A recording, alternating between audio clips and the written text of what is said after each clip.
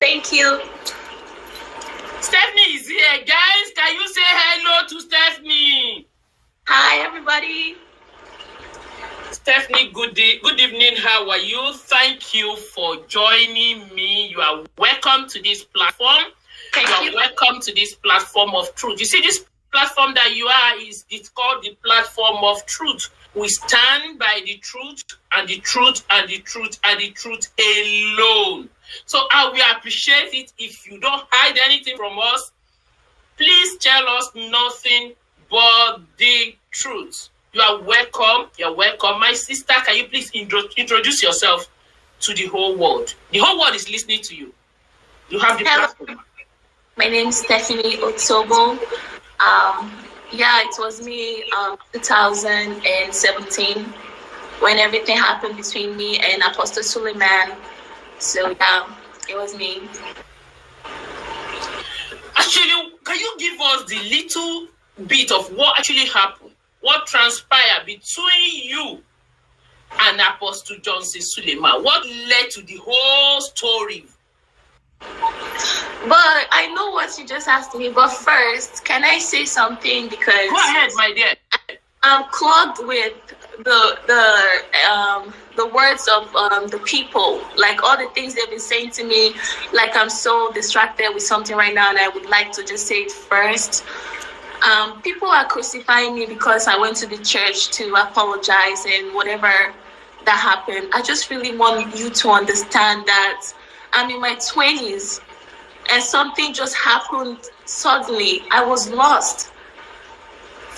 And I was going to court for over 2 years, and I can't stay in Nigeria for one day. Immediately after court, I had to fly back to Canada, and I was told by the judge never to miss a court.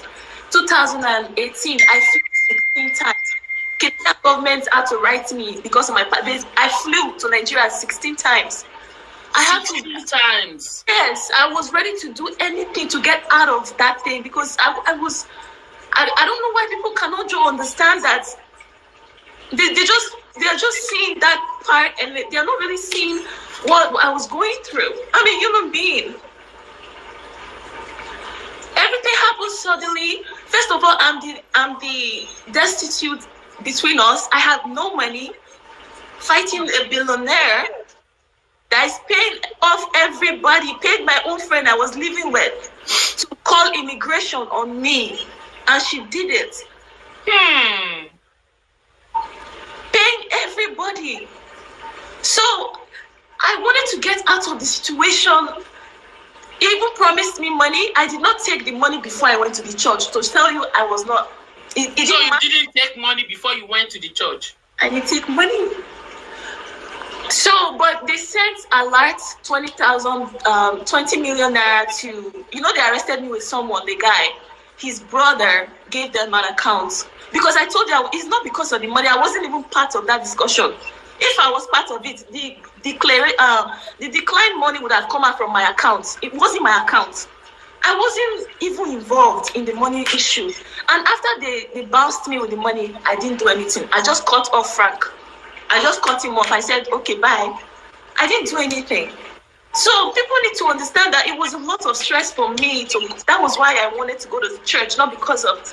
People are just like fast forwarding everything. I say, oh, you went to the church and did this. Do you know what I was going through?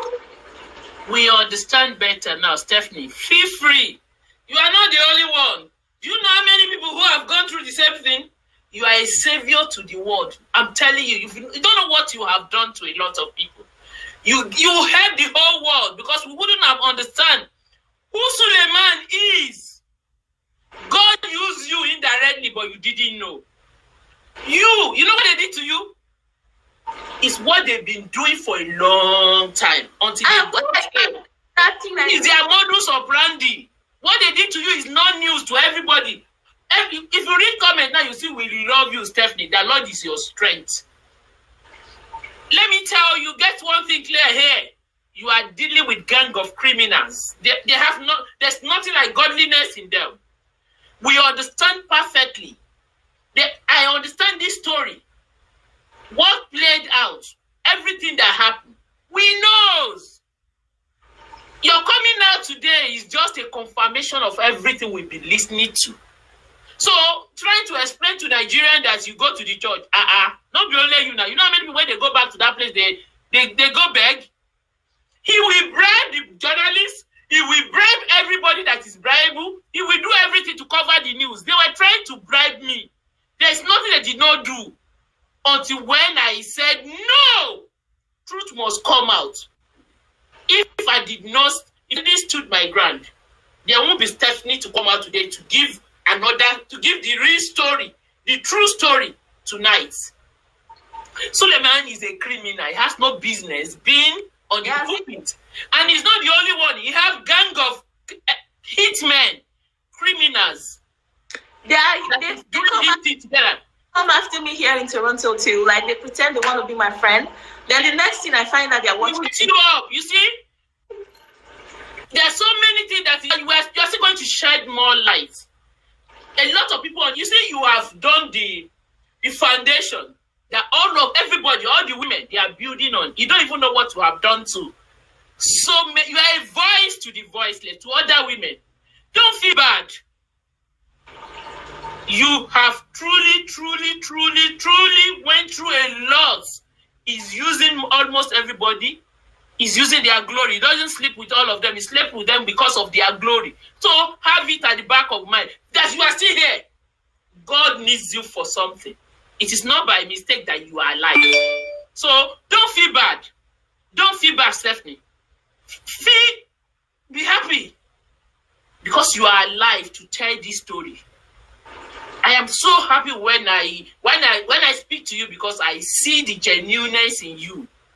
And thank you. You see that area you are trying to explain? It's good to explain to everybody. But if you read the comment, we know that everybody believes what you are talking about. We've all believed your story. If not for, there's this video that you did whereby you said you put on red.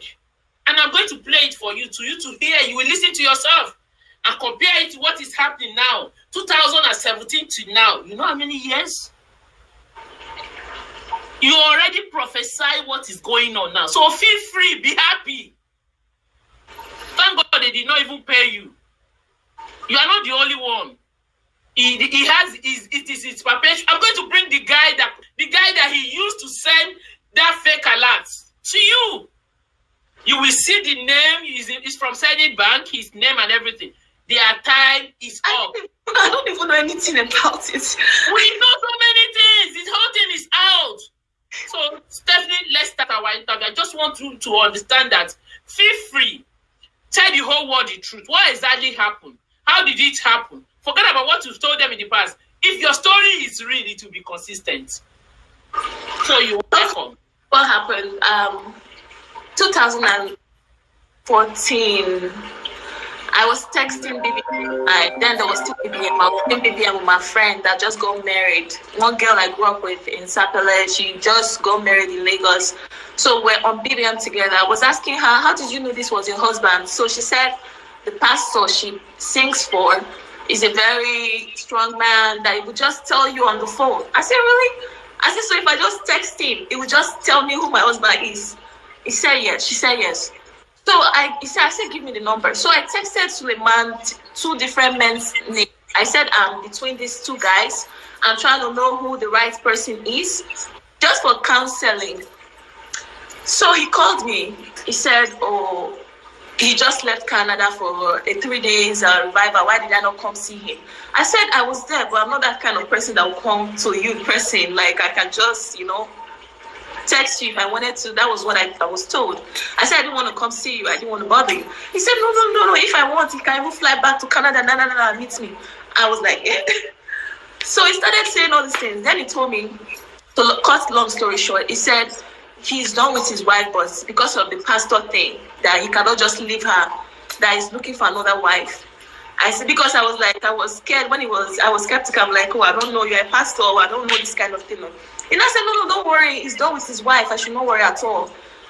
That he's done with his wife. That he's just trying to look for another wife first before he can send her away. I said, so, because at that time of my life, I was trying to, get married, settle down. I was looking into some kind of things. So when he said all those stuff, like marriage, so I felt like me, and he told me God sent him to me. That was what he said. And as a pastor, I grew up in Nigeria. I was brought up to like Christian, and I didn't really think anything. So I trusted him. I trusted him with all my life, like that. So that was how the manipulation started. You know, that was how we started. So let me skip to when I got arrested, right? Oh, how do I put it? Because it's a long story. Why were you arrested? Why? Okay. So it's hard for me to see him. Like I have not seen him for like 2 months. So I was complaining, and I said, okay, I want to go start my music because I love music, my career. Then he said, I can never have any career. Can you please share the program? Go ahead. I said that was not possible because I had plans for my life before I met you. I want to become a musician. I always wanted to sing. He said over his dead body. So we're now like breaking up, kind of like just quarreling kind of thing. So there was a guy here from Toronto here that knows Timaya and knows some musicians in Nigeria. So it was like December period. So he was going to Nigeria too. So I'm like, oh, let's go together so that he can introduce me to Timaya. So we went to Nigeria and he introduced me to Timaya. For real, if you check my page, you will see me and Timaya's picture.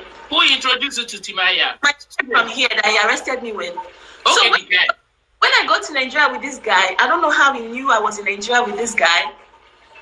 Then he started calling me angry all the time. So the guy one day was there when he was abusing me on the phone. The guy was like, do you want to kill this girl? Leave her alone now. The guy now like responded to him because he's just like calling me and oppression kind of thing. You know those kind of insulting, threatening me, all this stuff. So the guy was like, do you want to kill this girl? Leave her alone.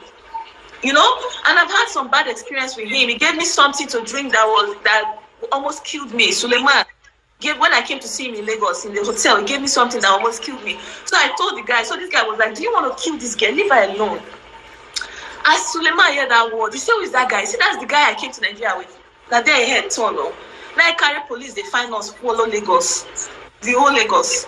I didn't know they were looking for us for like 2 weeks. He now blocked my account. What do you call it? When someone froze my account. So he froze my account. I didn't know that he froze my account. So I went to the bank to find out. Me and the guy went to the bank. That was when they said we should wait. Before the next thing, I saw police everywhere. That was how they arrested us. Refusing bail for 3 days. So during that period, my friend I was with was calling his people. They were now looking for lawyers. So we got Keyamu and everything. So refusing that was how you got into Keyamu. Yes. So refusing bail, Keyamu said they had to publish it so that we release us. So they did. They published it. And he sued us to court immediately. He said we're trying to blackmail him. So then the judge said, okay, what's the proof that she's trying to blackmail you? There was no proof. So that was how it went. But we were supposed to win the case, but he wasn't showing up at court.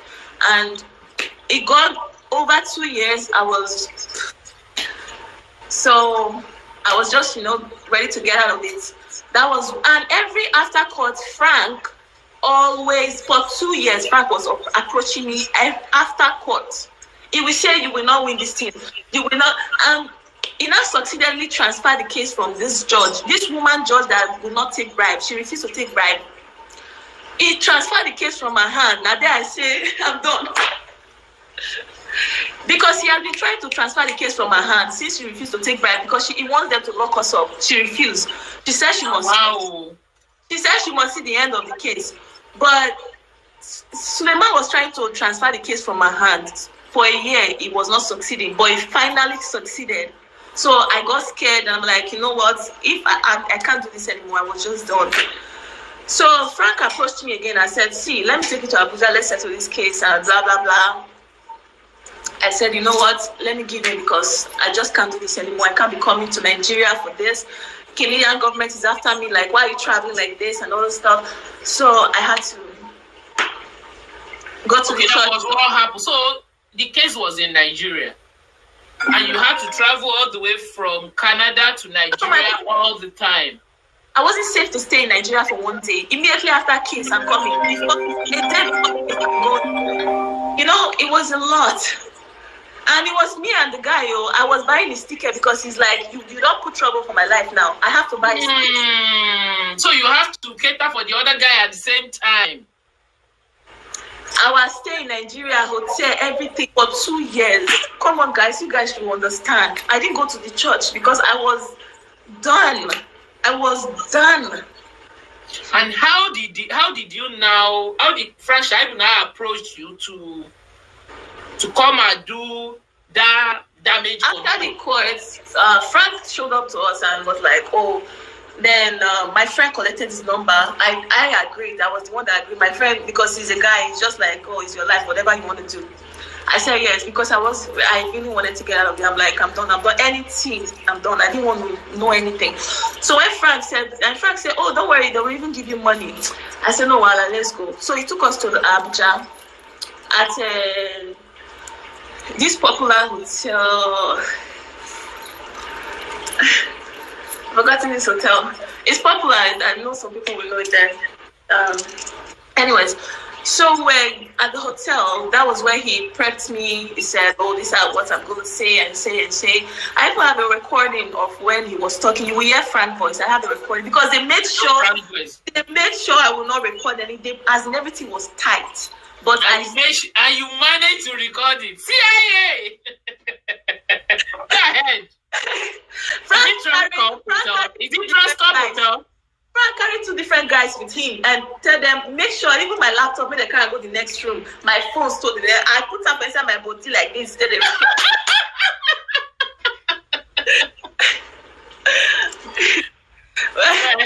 Well, I could not get a video recording, but it was an audio. It's good. I immediately sent it to someone. I said, I'm in Abuja, in case I don't come back. This is what is going on. So, yeah, that was when Frank came to Abuja and prepped me in the hotel. Then from there to Auchi with took you to Auchi, and the two army officers drove you to Auchi, right? Not 2 officers, a lot of officers. Like I felt like a president. If you see I've never seen that kind of scene before in my life. Like, I was even that scared. I'm like, what's going on? Am I supposed to be scared? Why so much police? Frank was like, because the man wants to make sure that I get there without no error. Like, I come there and do it. He wants to make sure. If you see how the bumper-to-bumper escorts, I'm like, what is going on? And even when I was in the church, I wanted to say the truth, but I was scared that they're not kill you out of my head.